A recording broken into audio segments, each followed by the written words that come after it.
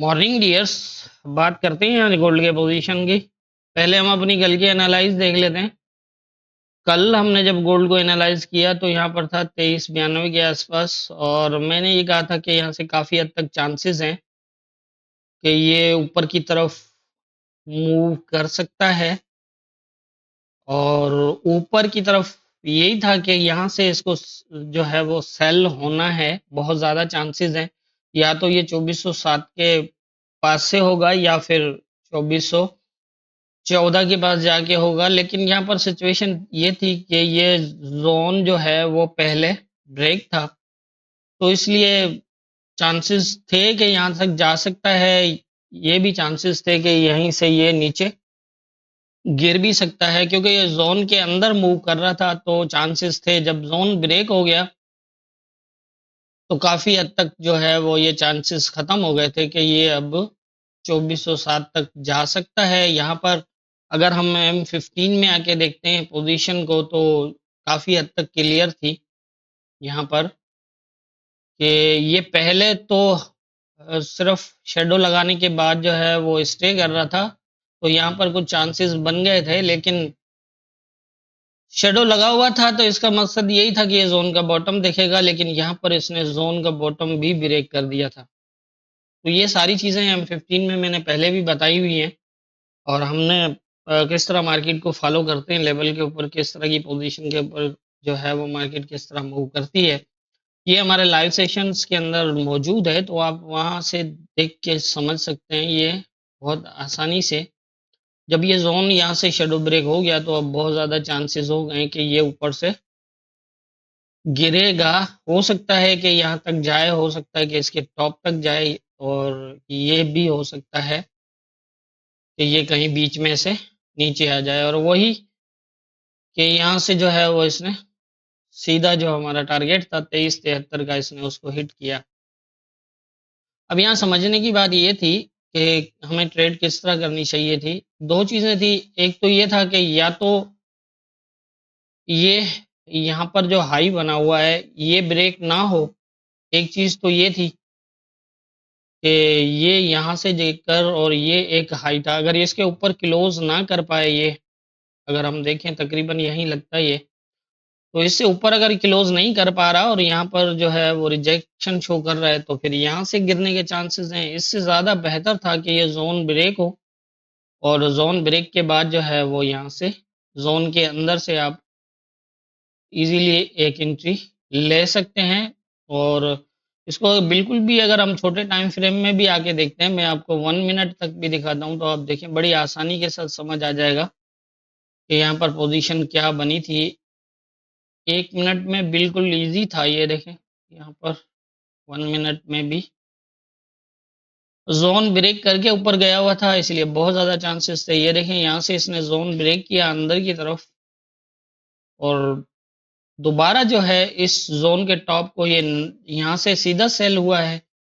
और इसका मकसद यही है कि अब इसके ये टॉप तक जाके यहाँ से आप ये जो प्रीवियस हाई लगा हुआ था इससे ऊपर जो है वो आप अपनी एसएल रख सकते हैं। 10-20 पिप्स की एक रिस्क यहाँ से अच्छा बन सकता है, और यहाँ से जो है वो आपके पास ये टारगेट था। तो इस तरह से जो है वो हमारे मेथड पे ट्रेड की जाती है और लेवल्स के ऊपर देखा जाता है।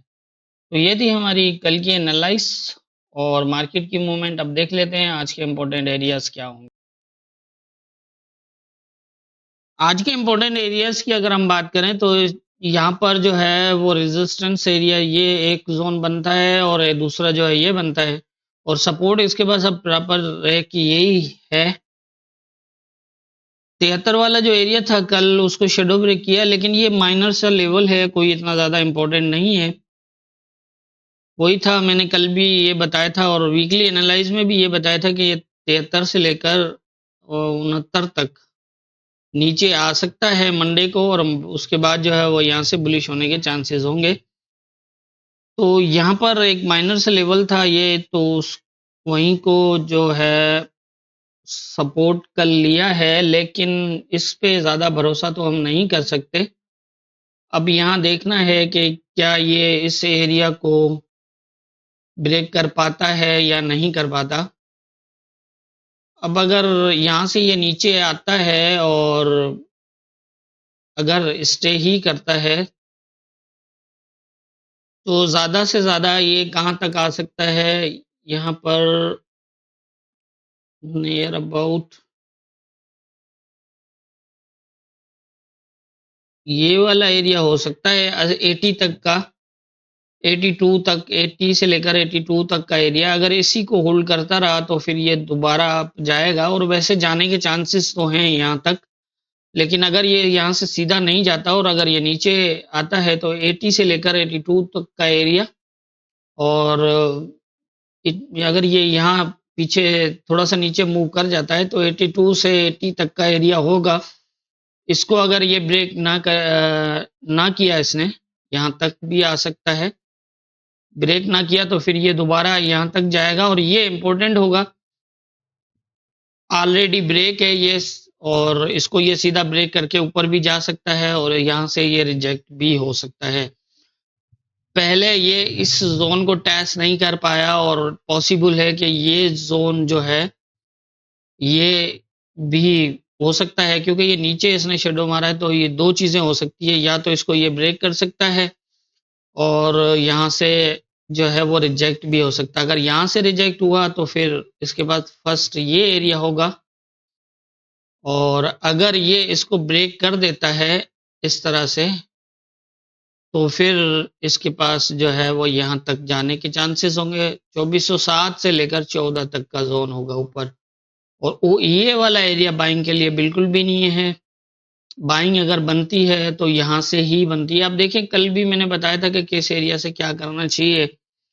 वहां पर एक पोजीशन थी बाय की, जो जोन के बॉटम से था, 86 से था, और वो एक अच्छी ट्रेड थी 100 पिप्स के करीब की, जो ये तकरीबन 96 के पास गया। 100 पिप वो थे। नीचे पोजीशन क्लियर थी, जोन ब्रेक था, तो ऊपर से आप सेल कर सकते थे 73 तक। तो इस तरह से लेवल टू लेवल मार्केट को ही फॉलो करना है। जब तक लेवल पर मार्केट नहीं आती को वेट करना चाहिए। सो इसी हिसाब से जो है वो पोजीशन बन रही है। अब फिलहाल अब कल जो है वो लास्ट डे होगा मंथ का, क्योंकि कल मंथ क्लोज होगा। तो आज जो है न्यूज़ भी काफ़ी हैं। कुछ न्यूज़ होने की वजह से अच्छी खासी मूव लग भी सकती है, और ध्यान रखिएगा, लेवल टू लेवल मार्केट को देखिएगा। फिलहाल मेरे ख्याल से यही कंडीशन मुझे नज़र आ रही है, यहाँ 14 तक और नीचे जो है वो 65 तक। अब ये किस एरिया को, यहाँ अगर ये नीचे आता है 80 तक होल्ड करता है तो यहाँ से फिर ये 91 तक, और अगर ये 91 को ब्रेक ना कर पाया, टेस्ट किया, तो फिर यहाँ से नीचे आ जाएगा। और अगर ये इसको ब्रेक कर देता है, इस तरह से ऊपर क्लोज कर देता है, तो फिर यहाँ से ये दोबारा अपसाइड जो है 2407 और 2414 तक जा सकता है। और अगर 14 से भी निकलता है ऊपर तो फिर जो है वो 30-31 वाला एरिया होगा। वो फिलहाल मैंने लगाया तो नहीं है, लेकिन यही है कि मैं वैसे वर्बली बता रहा हूँ कि 14 से ऊपर जो है वो फिर 30 का एरिया बनता है। तो मेरे ख्याल से आज के जो इम्पोर्टेंट एरियाज हैं, और मार्केट जो पोजीशन नज़र आ रही है, नीचे भी इसने इस एरिया को फिलहाल तो शेडो ब्रेक किया हुआ है। ये भी हो सकता है कि ये नीचे आ जाए, लेकिन अगर ये 73 को टेस्ट करके फिर दोबारा बुलिश शो करता है तो फिर ये 73 से भी जा सकता है। अगर ये 80 तक स्टे कर जाता है तो चला जाए, या फिर ये अगर यहाँ से नीचे आ जाए तो भी चला जा ऊपर जा सकता है। और यहाँ से अगर ये सीधा ऊपर जाता है, यहाँ से रिजेक्ट होता है, तो फिर ये दोबारा नीचे भी आ सकता है। फिलहाल बिल्कुल बीच के अंदर मार्केट है, तो ये है कि लेवल तक आने दें, फिर उसी पोजीशन के हिसाब से मार्केट को जज करके अपनी एंट्री बना सकते हैं। तो मेरे ख्याल से इम्पोर्टेंट एरियाज और जो मार्केट में फिलहाल नज़र आ रहा है वो यही आ रहा है। तो मंथली क्लोज की वजह से थोड़ा सा जो है वो ध्यान रखिएगा अनएक्सपेक्टेड मूव का, क्योंकि कल क्लोज होना है तो कहीं भी मार्केट जो है फास्ट मूव कर सकती है।